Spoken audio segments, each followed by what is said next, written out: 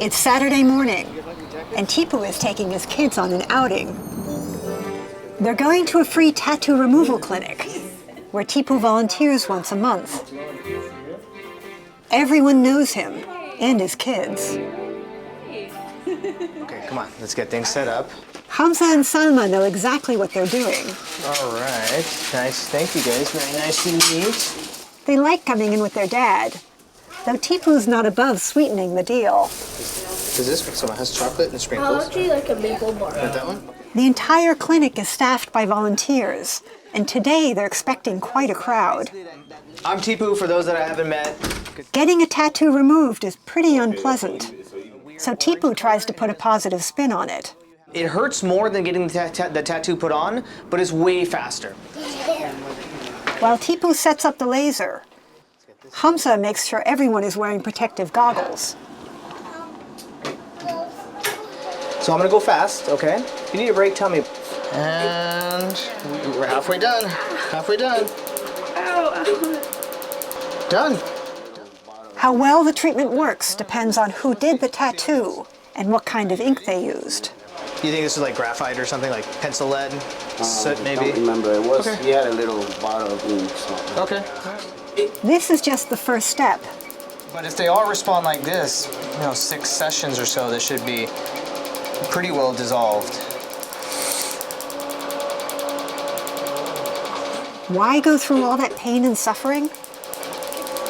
It can be hard to get a job with visible tattoos. What I'm gonna have you do is close your eyes, okay? And if the tat is gang-related, it may be the only safe thing to do. And sometimes, life just doesn't pan out the way you thought it would. Okay.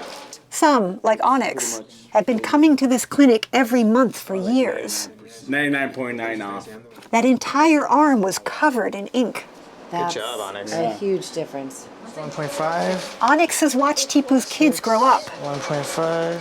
and they've watched his tattoos gradually disappear.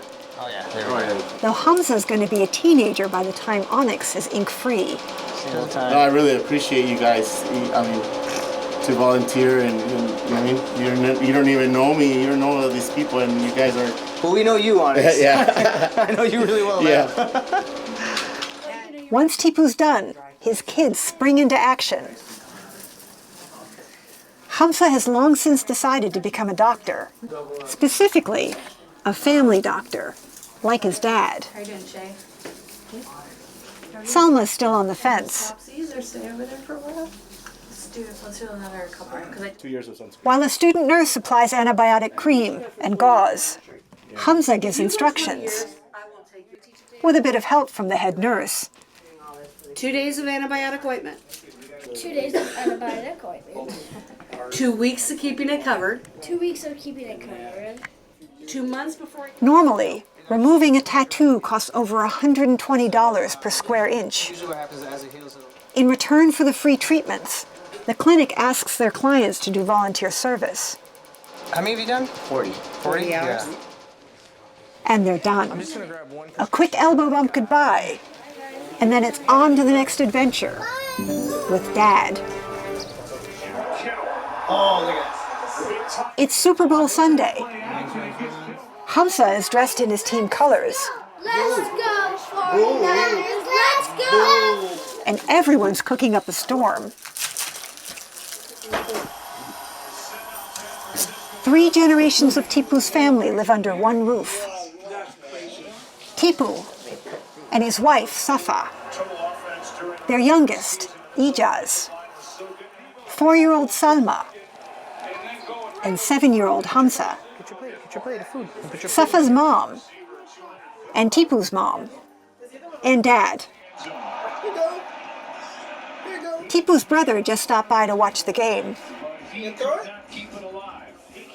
So what's it like with so many family members sharing the same space? It's great for the kids, especially if they ever, get bored or they need extra advice or someone to provide quality time. They can go to many different people in the family. It's kind of like the old school community raising your child. It helps that they're very organized. 1 week I cook like Monday, Wednesday, and I have the children on Tuesday, and then it alternates. But it's more than that. Each family member has a different strategy for resolving conflicts. I've raised my kids the way I want. It's their right to raise their children the way they want, and I try to step back and keep my mouth closed. And She gives me advice all the time. I don't feel like it. I do a lot of. You know, I really respect my elders, and I might not always agree, but I think for the most part, things are not that important to battle for. You know what I mean? Papa Khan is the most poetic. Living together, fighting but not fighting, enjoying very much. When I ask him who holds the family together, he doesn't hesitate. The magnet of the family is my daughter-in-law, Safa. And the strength of the family is my son, Tipu. Most importantly, the entire family shares a core set of values. They believe in helping those in need and always acting with kindness. Which is why Tipu takes Salma and Hamza with him when he gives out Christmas packages to his homeless patients. We have lots of stuff, but the homeless people don't have the stuff that they need, so we're giving them that stuff that they need. Oh, unreal. Toothpaste, toothbrush, chapstick, hand sanitizer, ring poncho. But they're not just being good Samaritans.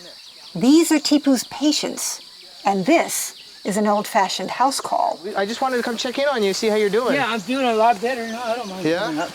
Every Monday, Tipu leads a team of healthcare workers to seek out the homeless in the backwoods and dry riverbeds. Ah, there we go, made it. Their goal isn't just to bring them medicine. It's to encourage them to start using the local clinics. If they think they're going to see a familiar face, they're more likely to come in. I know you came to clinic. I saw your labs. Yes. They look okay, actually. The kids know this part's going to take a while and have long since learned to amuse themselves. But I'm happy to hear you're doing better. Yeah, a lot better, Good a news. lot better. Thanks. We'll see you next time we come down. If you need anything, you know where to find us. Right. I do this because it really helps ground us, and I think it reminds us to be grateful for what we have. And I know that at any point in my life, with a different card played, I could have been in the same situation that they are in. So I think that keeps us grateful and humble for the blessings we have, and I try to use that as a reminder for why we need to continue to give to those who have less than us. Right, guys? What do you think? Yeah. These are my kids. We met a few days ago when we came by, and we worked together. We were doing some stuff together, and his mom was here. Yeah. How's your sister? She's doing good. He gives them directions around a washed-out area, then insists on showing them the way. Thank you. And be careful going down. Even though it rained, it'll be a little slippery. Thank you. Will do. Make sure you stay warm. Oh yeah. Richard, Deborah. Richard. Hamza, you follow right behind me, okay? For the kids, it's an adventure, though they're still getting the message. Hey, it's Dr. Khan. I brought the kiddos like I promised. For Tipu, it's about more than just teaching his children the right values. This is why he went into medicine in the first place. If we were to all of a sudden not need physicians to work in the underserved setting, I wouldn't have been a physician. I'll get you your tetanus shot next time, I promise. They're the members of society who need the most help. They're the poorest, they have the least amount of education, they have the most mental health, just all kinds of stuff going on. So they can't access the care that they need to really help them excel and just become regular, productive members of society. So that's really what makes it for me, is being able to relate to them and say, hey, I know where you're coming from, I know where you've been, what can I do to help? You can do it, yay! Hi, sweetheart. What? We'll see you around, huh? Right. Take care. Their last stop, the town square, is next to their favorite mosque. So they stop in for a sermon. And then head home to Mom and their favorite game, wrestling with Dad.